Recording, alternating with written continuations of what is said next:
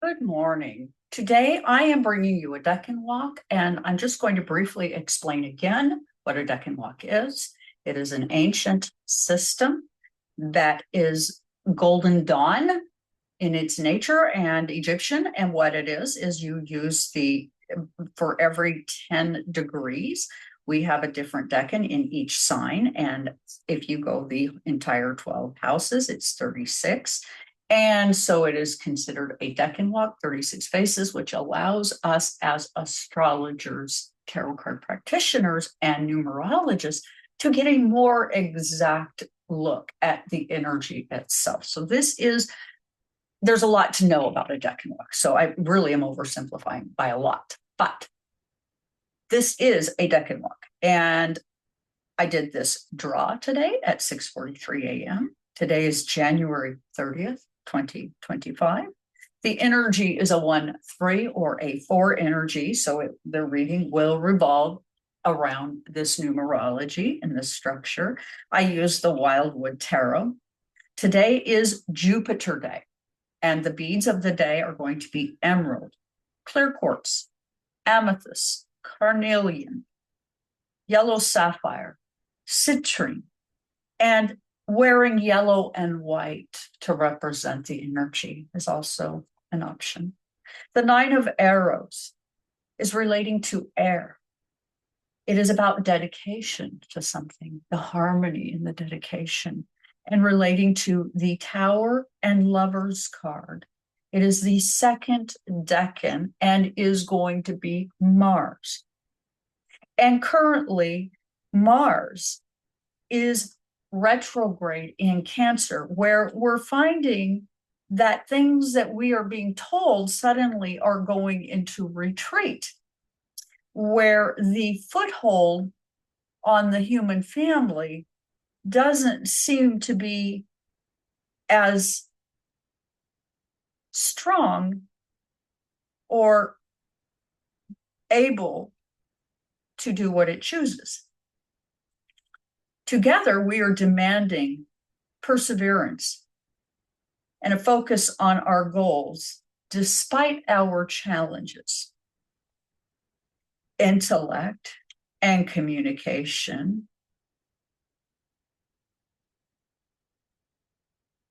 relates to our Mars retrograde Cancer in our third house, Aries, at the cusp is Aries. It reminds us to watch our health and health practices. And Mars currently, is in the 6th house. So we have a third, sixth. So information coming. The 6th house is going to be about our health. It could be that the conflicts that are being created are just creating issues for us physically. So it's important that we have practices while in such great conflict that allows our bodies proper vitality, because this dark energy kind of has a tendency to wear us down, and myself included. I am dealing with major medical, and I have really just been struggling lately, and I know that I have to find ways to overcome. So we have to be mindful. We have to be in a healing state as we absorb the intended shocks and awe. Okay. As our hearts break, we are witnessing violations and lies everywhere we look, with a desire to gather up and disrupt for the creation to assert a hidden agenda on the world stage, with all eyes on us to boot. Pluto and Mercury are at the cusp of the 1st house, our ascendant, where we are now radiating our magnetic presence, delivering our depth, power, and understanding as we now connect and communicate, not just within our own shores, but worldwide. wide. So many hidden truths and agendas. This is about a lust for material gain, money. And it's an illusion. It's a piece of paper, honestly, being shuffled around on someone's logbooks. Not exactly a solid issue, really. Our coming days, money could be removed from our system. We are now collectively in a state of deep awareness, past traumas on display, provoking our survival needs and identities. We are under threat, make no mistake about it. A desire at this time to end any sovereignties. This is a process in history that has taken place over and over again. However, this time, I don't believe we're going to be going quite as willingly as maybe we have in the past. Currently, the percentages of those who look like me are in decline. And we only have a small percentage representing us at this time in the United States. And what we are seeing is a desire to regain control of this. There's a desire to create displacement under the guise of development, as our corporate interests now have the rights of human interests, which I mentioned before, that was given to them during the Bush administration. So not something that just happened.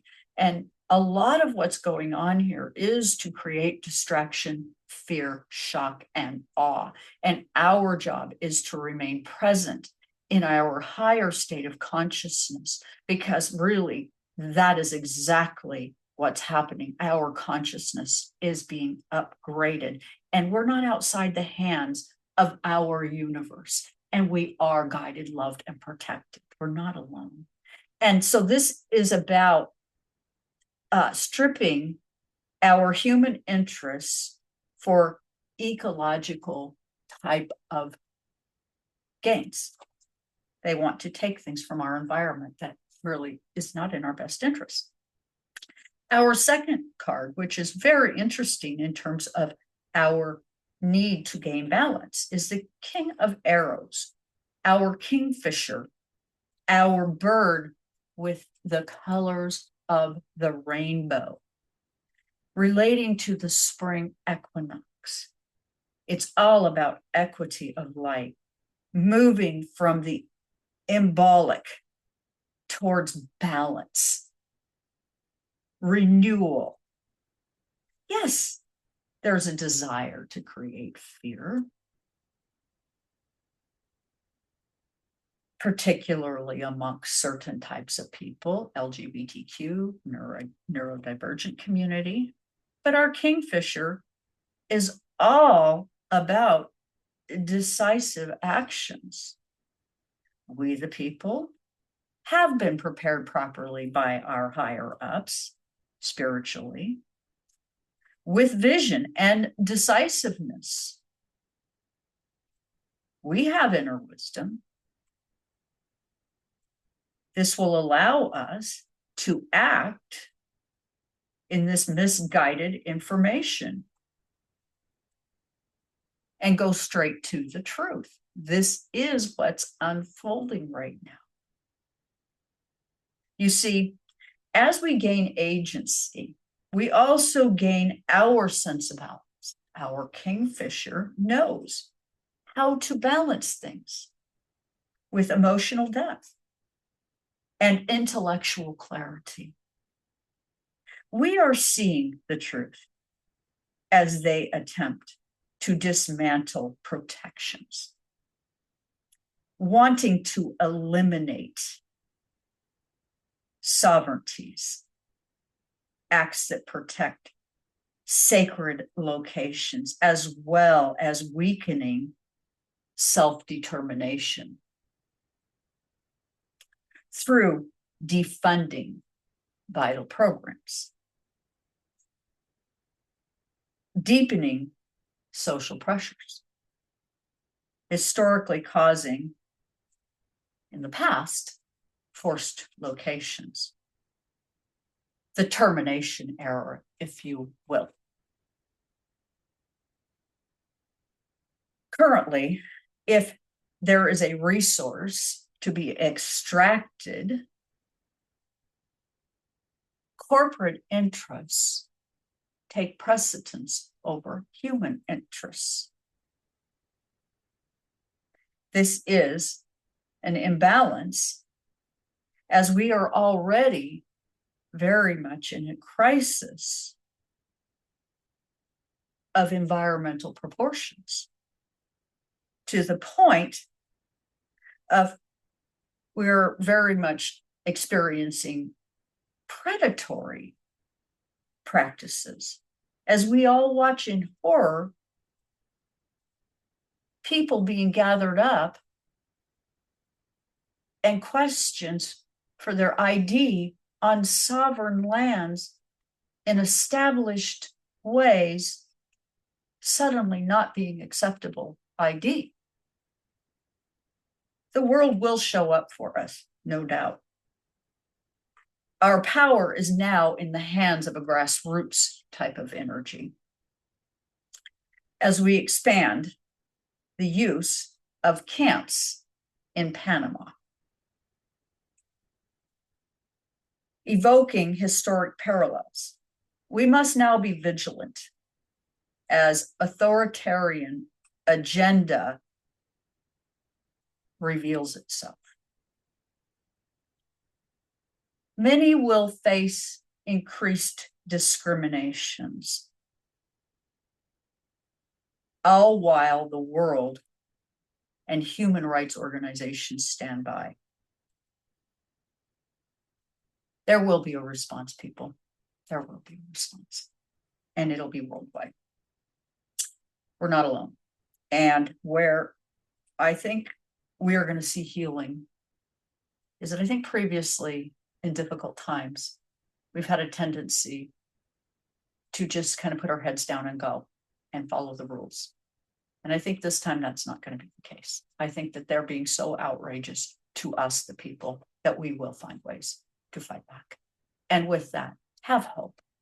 Be strong. Like, share, and subscribe. We can change this. We can join. We can collaborate.